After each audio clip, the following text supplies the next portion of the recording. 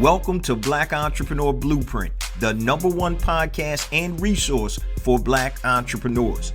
I'm your host, Jay Jones, and Black Entrepreneur Blueprint was created specifically to educate and inspire Black entrepreneurs to launch, build, and grow successful, sustainable businesses. Join us as we help build an economic power base in the worldwide Black community by building and supporting Black-owned businesses. If you're currently an entrepreneur or want to be an entrepreneur, you're invited to join us each and every week here at Black Entrepreneur Blueprint. Welcome to the BEB family and get ready to elevate your entrepreneur IQ. Welcome to the Black Entrepreneur Blueprint, episode number 538.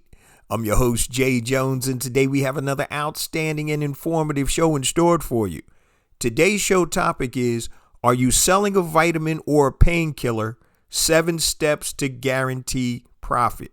Are you selling a vitamin or painkiller? 7 steps to guarantee profit. Now, is your business offering a nice-to-have vitamin or a must-have painkiller? So if you're selling a product or service, the difference between a vitamin, which is optional, and a painkiller, which is essential, could make or break your business. And today we're going to discuss, number 1, what is a vitamin versus what is a painkiller. And I'm going to give you a 7-step formula to help you find profitable painkillers in your niche that you can sell to ensure that you guarantee yourself profits in your business. Now, before we get to today's show content, I just want to share a few things with the Black Entrepreneur Blueprint family. First and foremost, I want to welcome all first-time listeners to Black Entrepreneur Blueprint. Welcome to the BEB family. Please stick around until the end of today's broadcast, and I'm going to share all my social media contact information and resource links, such as our new revised website, blackentrepreneurBlueprint.com. Make sure you go to the website, guys, hit the Learn tab, and get access to all types of free resources that are going to help you elevate your entrepreneur IQ, such as resources on marketing, scaling your business, e-commerce, side hustles, everything you need, guys, to take you from point A to point B, and they are free. Also, today's show is going to be full of notes. So if you're not able to write down everything that you hear today, make sure you go to the website, click on episode number 538, and we'll have all the show notes for you. Remember, I'm going to go and give you a 7-step formula, guys, to help you guarantee your profits by creating and finding painkillers in your specific niche or market that you can actually sell to your audience. Now, for the first-time listeners, we drop a new episode every Monday morning at 5 a.m. Eastern Standard Time on all your major podcast platforms and YouTube. So wherever you're watching this or listening to it, make sure you hit that subscribe button so you'll have a notice when the next episode drops. Now, let's get ready for today's show content. Today, we're talking about, are you selling a vitamin or a painkiller? 7 steps to guarantee profit. So today, we're going to discuss why you need to sell painkillers, which are must-haves, versus vitamins that are nice to have. And then I'm going to give you guys a 7-step formula to find profitable painkillers in your niche that you're able to sell. But first, let's determine or define what is a vitamin or something that is nice to have. A vitamin is something that's nice to have. It's designed to try to help you solve your problem, which it may or may not actually do. So think about if you're taking a supplement. Supplements are big business and they're great businesses, but do you really know if the supplement is working or not? So that's a nice to have product or service. Now, what is a painkiller? A painkiller is a must have. So it's a definitive solution to a problem that actually works. Now, I give you a real life example. About 3 years ago, I was at a diner eating breakfast one morning. I bit into an English muffin, and I don't know what was in that English muffin, but one of my back teeth actually cracked right then. And I could actually feel the inside of my tooth. I could put my tongue on it. And I'm like, man, this tooth damn near split in half. And so I had to call a dentist immediately. My dentist was booked up. So I called about 4 or 5 dentists, and I have great insurance. And even with that great insurance, for an emergency appointment, it cost me over $400. I had to get the tooth fixed, got a cap on it, and a whole bunch of other work to it. But that dentist was selling a painkiller, literally, literally was selling a painkiller. That was something that was a must-have. I didn't have the option to play around and, hey, I'll get this done when I want it done, because it was hurting so bad it had to be done. So that's the difference, guys, between selling a vitamin, which is something that's nice to have, versus a painkiller, which is a must-have. Now, let's talk about why selling painkillers is more effective. Now, I always talk about the psychology of selling, and also the psychology of most people, being able to understand people's normal activities and habits. So people move away from pain more than they move towards pleasure. People move away from pain more than they move towards pleasure. How many times do you put something off until it gets unbearable, like the example of a toothache? But moving away from pain is more natural for most people than moving toward pleasure. Now, if you want to do something pleasurable, you may do it when it's appropriate or when you have time to do it. But if there's something painful enough, guys, you're going to get that thing taken care of immediately. So that's why selling painkillers is more effective than selling something that's nice to have, like a vitamin. Also remember, guys, the bigger the problem, the more money you can charge for it.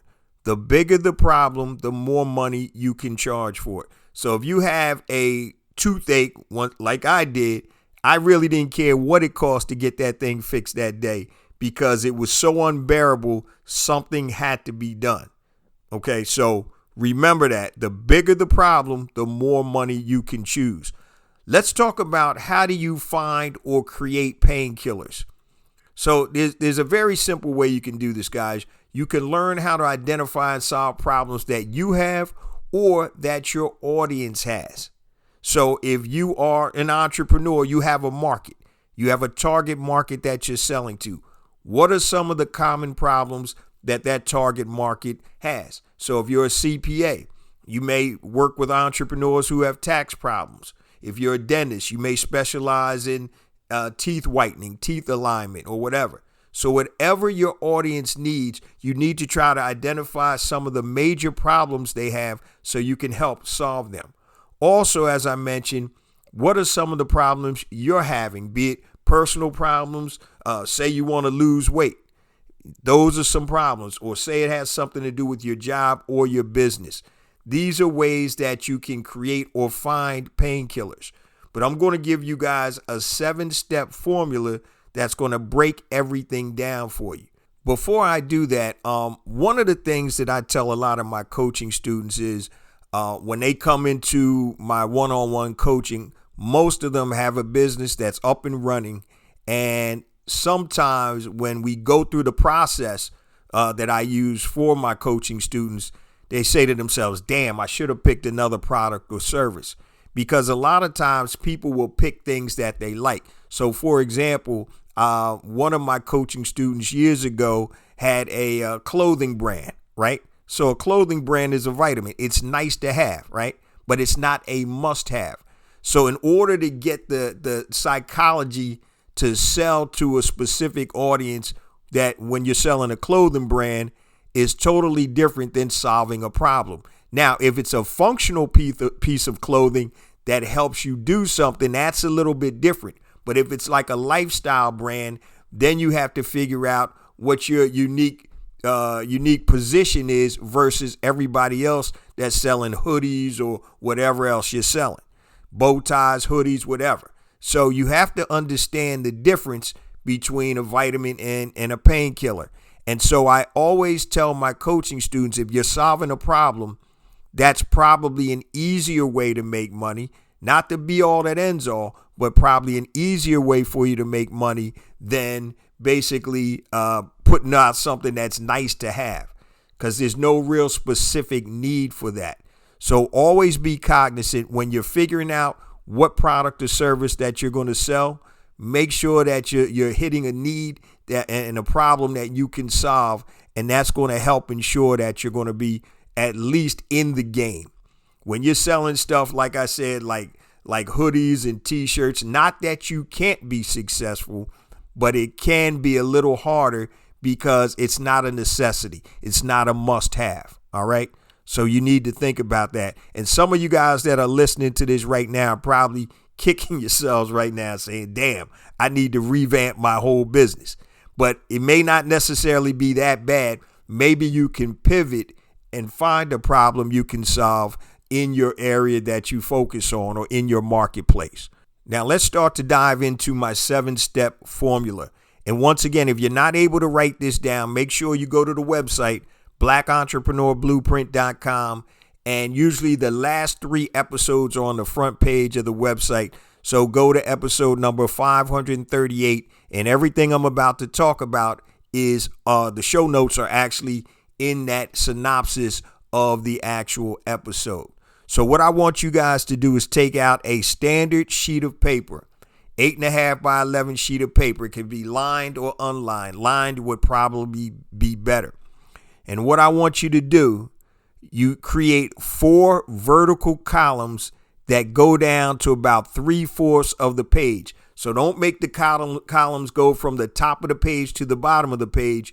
You start at the top and you go down about 3/4 of the way, leaving 1/4 of the bottom page blank, because that's where you're going to do some formulation and come out with your painkiller that you're going to sell. So you have 4 columns, right? So step number 1, in the far left column, the first column to the left, I want you to write the title of this column to be Personal Problems I Solved. Personal Problems I Solved. And that's in the far left column, column number 1. Now write down all the problems that you solved in your personal life and how you solved them. I'm not talking about silly stuff. I'm talking about things that can be transferable or translated into a business. So for example, if you lost 25 pounds by eating a low-fat diet, that's something you can put in, right? So a personal problem you solved, I lost 25 pounds by creating or eating a low-fat diet. All right, that's column number 1. And you just write down all the personal problems that you've solved. You can put down as many as possible. But remember, make sure it's something that's transferable or that other people may have that type of problem too. Okay, so that's in the far left column, column number 1. In the next column, I want you to title that Personal Problems I Want to Solve. Okay, now write down all the problems that you personally want to solve and see if you can create a solution. So for example, if you wanted to become more productive, you can actually create a daily calendar to help you be more productive. You get up at 5 o'clock, you exercise from 5 to 6, you meditate from 6 to 7, you do X work from 8 to 9, whatever. Then that's just an example of a problem that you want to solve that you haven't solved yet. Okay, so in column 2, write down personal problems I want to solve, and you write down things that you want to solve that you can create a solution to. Also, make sure there are other people who may have the same problem. Okay, so for example, you don't have enough leads for your business. So you can create a solution. That's a problem that you have, and a lot of other people don't have leads for their business. So maybe you can create a solution or a game plan for something like that. So that's column number 2. So the first column to the far left is titled Personal Problems That You Solved, Personal Problems I Solved. Column 2, Personal Problems I Want to Solve. Now in column 3, you title that Problems My Audience or Market Has. Problems that my audience or target market has. So if you are a CPA and you focus your business on entrepreneurs, what problems does that target market have?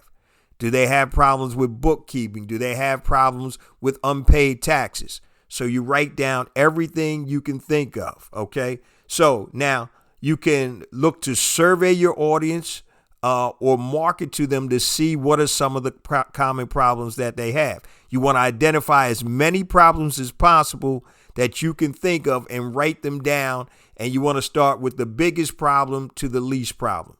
So, for example, if you're an insurance agent, you may focus on small business owners who don't have adequate life insurance to cover their business and personal expenses if they die. Just things like that. So column number 3, title it Problems My Audience or Market Has. So if you're in a specific niche or in a specific marketplace, you should know what problems that your customers or prospective customers have. That's column 3. Column 4, this is the last column.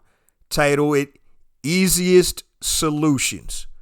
So look at all the problems you've identified in the first 3 columns and write down the 3 problems with the easiest solution that you can create. So column 4, titled Easiest Solutions. Look at everything that you have written in all the other columns. And then what you want to do, identify the top 3 problems that you can solve the easiest. And now we're starting to whittle down what your painkiller is going to be. What painkiller are you selling? Who is it for? And how do you help solve that problem? So that's step number 4. Now we go down to step number 5. Remember, on the bottom quarter of the page, there's an open space because you didn't bring all the columns all the way down. And you want to title that, The Problem I'm Going to Solve Is, and you write in whatever that problem is. I'm going to solve how to lose weight 25 pounds in 6 months for my customers. So you could be a fitness instructor, whatever it is. All right. So determine what problem makes the most sense to solve. What's the easiest solution that you can create or that you have already created. So you want to find the path of least resistance. Okay. What is the easiest solution you can create or have that you've already created? So write down the problem I'm going to solve is blank and determine what makes the most sense to solve. So if you have all kinds of different problems you can solve, what's the easiest one that you can take to market right away? That's step number 5. Now, step number 6, guys, is test your hypothesis. And you do this by creating an offer. And I tell you guys all the time, it's great to take surveys and all types of good stuff, but you don't have proof of concept, right? Until somebody buys something. And I'll get into that a little bit later. But step number 6, test your hypothesis by creating an offer. And you could use something as a simple landing page that you drive traffic to using social media posts or sending your current database the site information. That's why it's so key, guys, to build up a database. So if you're a CPA that works with small businesses, you need to have some type of database of prospective customers. And now you can utilize that database when you're trying to sell or trying to figure out what other products or services that your market wants. So step 6, test your hypothesis by creating an offer. And it can be as simple as driving traffic to a landing page with an offer. The offer could be free consultation, to help lose 25 pounds in 5 months or whatever it is. But get a creative offer that you can actually test your hypothesis. And step number 7, last but definitely not least, guys, is get proof of concept. So you have a hypothesis, and I just mentioned this. The only way you can get proof of concept, guys, is for people to pay you for your offer. Okay? Hip Pocket National. When people go into that Hip Pocket National and pay that for that offer, it could be a product, it could be a physical product, digital product, it could be a service or whatever. That's when you get true proof of concept. Okay, so if people pay for your offer and you can get be profitable solving that problem, you've got a winner. You're selling the painkiller that they need. So it's all about being able to identify a pain point and then be able to solve that pain for your audience or your target market. Once again, it may be something that you've already done in terms of having the solution to a problem, or you might have to create a solution to a problem. You can create the solution, something as simple as creating a PDF checklist. You can also have a solution which is an online course. It could be a consultation. It could be a physical product. Okay, I look at products all day long. When people a lot of times get their junk in their emails, they consider junk. A lot of times I'll look at it just to give me ideas. And for some reason, I don't know why, because I don't have bunions, but I've been getting this thing in my email damn near every other day about this little contraption that you can put on your big toe to help straighten out your big toe. And once again, I don't have those issues, but it's almost like a little sling type product. My father-in-law used to have bad feet, and every time I would see the product, I'd think about him. But that's a real solution for a pain point. And I don't know if the product worked or not, but I used to see it a lot. And the more I saw it, I started paying attention to it. So you need to understand that you have to get proof of concept by getting people to accept your offer. And that's usually in the form of transference of dollars. Okay, that's how you know if something is working. A free consultation is good, but it's not a transference of dollars. You may have a product or service that you need to have more interaction with somebody before they're going to transfer their assets into your pocket. So the higher ticket the solution is, it usually takes a little more work to be able to get that proof of concept. If you're selling a $20 product, and if you have a product that you can demonstrate on video, on your ads or whatever, a lot of times that's a simple thing. People will buy it right sight unseen. They'll see the video. They'll see how it works. Oh, great. This looks good. It'll solve a problem for me. Okay. So the bigger the problem, guys, the more money that you can make. So think about the problems that you have personally that you would love to get solved, or think about your marketplace. Now, it's a difference when you're selling B2B, business to business, or business to consumer. So here's a real life example with my mortgage business. I always tell you guys, if you don't have leads, you're not going to have sales and you're not going to be in business, right? So I have multiple lead generation programs I use for my mortgage business. And sometimes I get leads that for states that I'm not licensed in, even though I try to make sure I'm only marketing to those states. But a lot of times people will share the information or whatever, and I'll get leads outside of the state. So mortgage leads, or quality mortgage leads, I should say, are very valuable. So what I started doing was I connected with several mortgage companies, not individual loan officers, mortgage companies that would buy my excess leads that for states that I don't work in or that I'm not licensed in. And they're going to spend a lot more money than an individual loan officer that's going to buy leads, because they're buying larger volume and they're buying for their company and their loan officers. So when you start selling to individuals versus companies, there's a dynamic, or there's a difference. So for newsletters, for example, many companies will spend thousands of dollars a year on a single newsletter, whereas an individual probably wouldn't do that. So you have to understand the economies when you're dealing with business to business or business to consumer. Business to business, just like with my hot sauce business, it's the stores that are buying the product. It's not necessarily coming out of their individual pockets. It's coming out of the coffers of the store. So I can sell a much bigger volume to a major corporation or a major retail store than I can to a mom and pop store who's going to feel it more. So understand who your target market is, and understand you can solve the same problem But if you're solving that same problem for a business or an individual, you can make more money. So if I sold my mortgage leads to a loan officer, they may only, be willing to pay up to $50 a lead. When I sell to companies, they may pay me $100 to $150 per lead based on the quality of those type of leads that I've been getting. So make sure you guys understand that.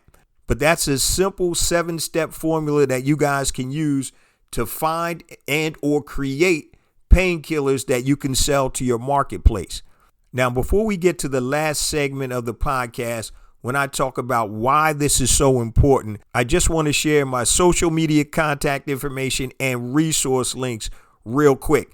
And I'll start once again with the resource link that everybody should go to, which is the website blackentrepreneurblueprint.com. If you're lazy, type in BEB Connect. It'll take you to the same website.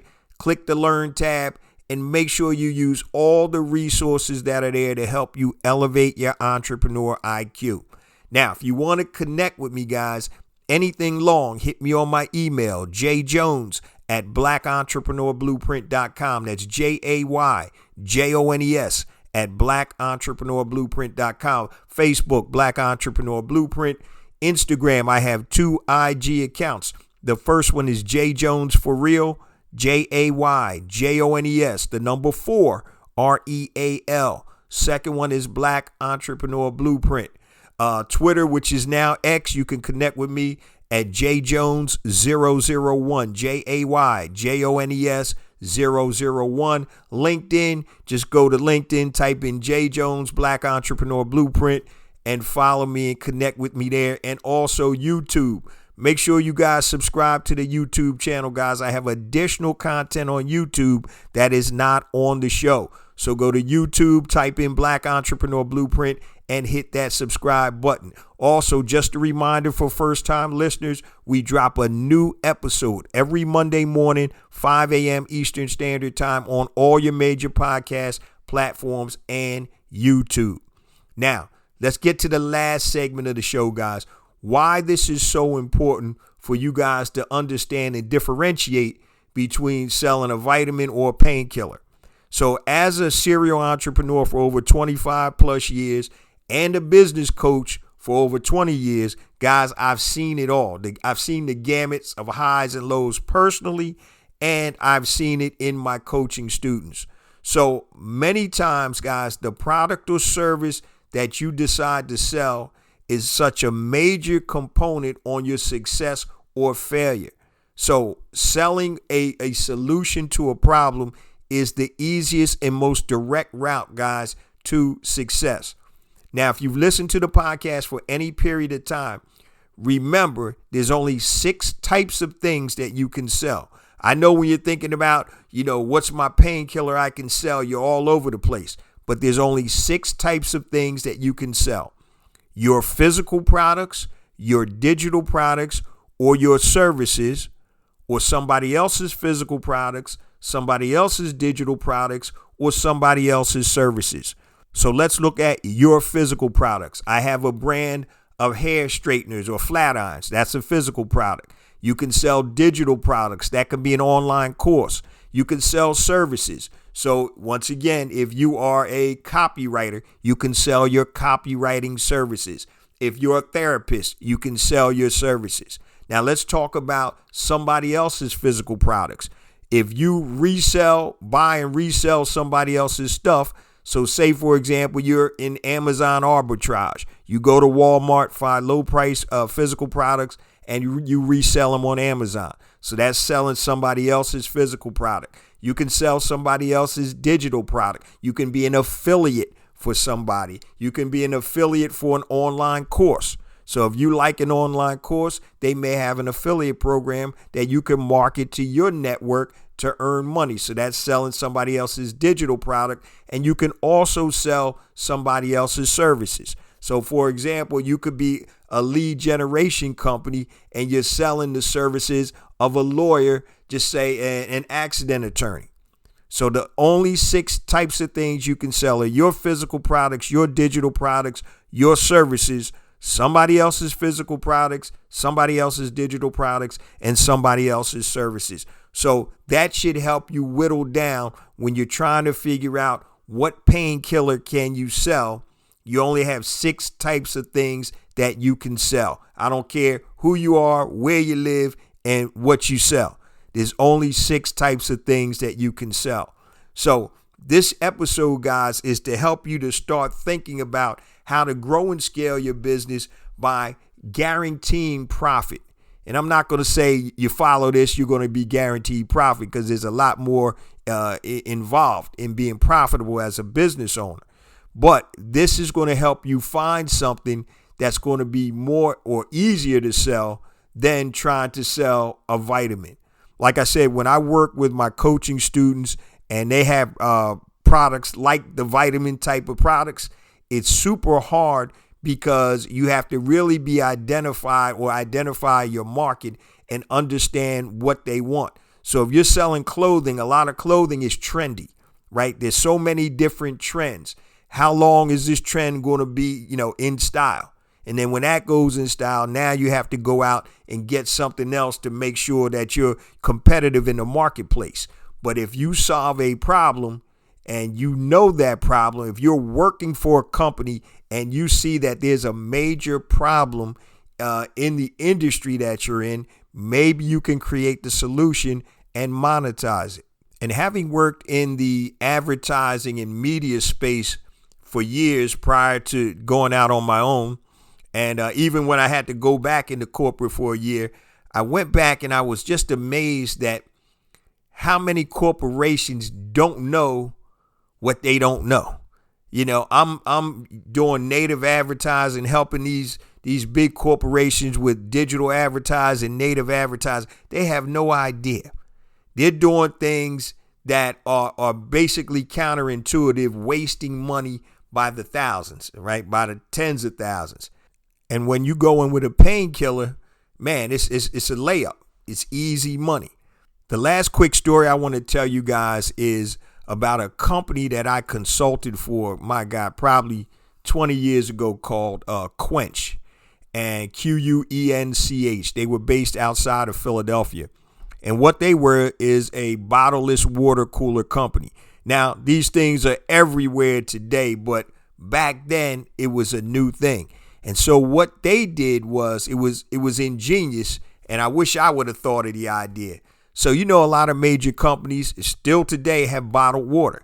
So there's a major cost in bottled water for these large companies. So if you work at a UPS, FedEx, any major manufacturing company or any large company, there's a ton of expense with bottled water.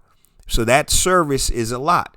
So Quench, along with several other major companies, came out with a bottleless water cooler. And all they did was, it was a water cooler that had a filtration system that just tapped into the local water line.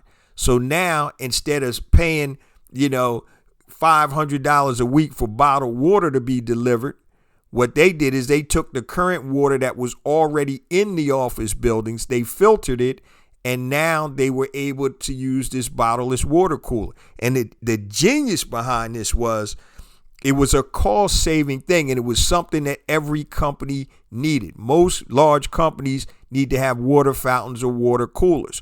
So you could literally go into a company, and I remember there was a UPS depot in Philly, and they were spending, this is crazy, about $15,000 to $18,000 a month just on bottled water. And one of the sales reps went in there, and he sold them about, I think it was 20 different units or 20 different machines. Literally, the machines you could buy from China for $200.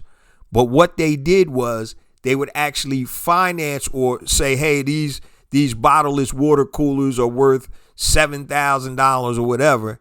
And they would put them on a monthly finance plan that was fixed. So it could be a 48-month or 36-month plan paying them $50 a month.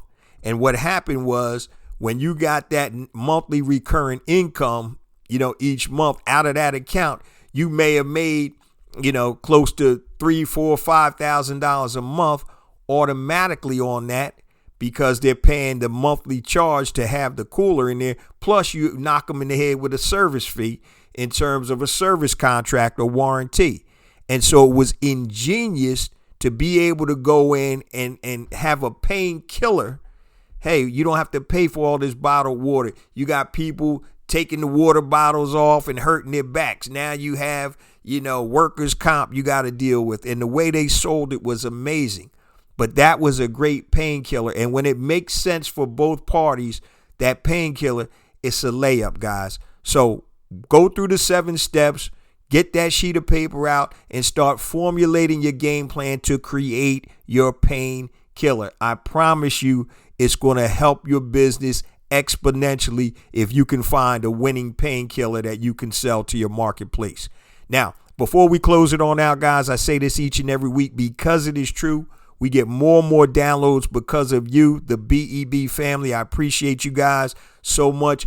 Please continue to spread the word about the podcast, the revised website with all the resources, the online courses, the books, the whole ecosystem designed to help you elevate your entrepreneur IQ.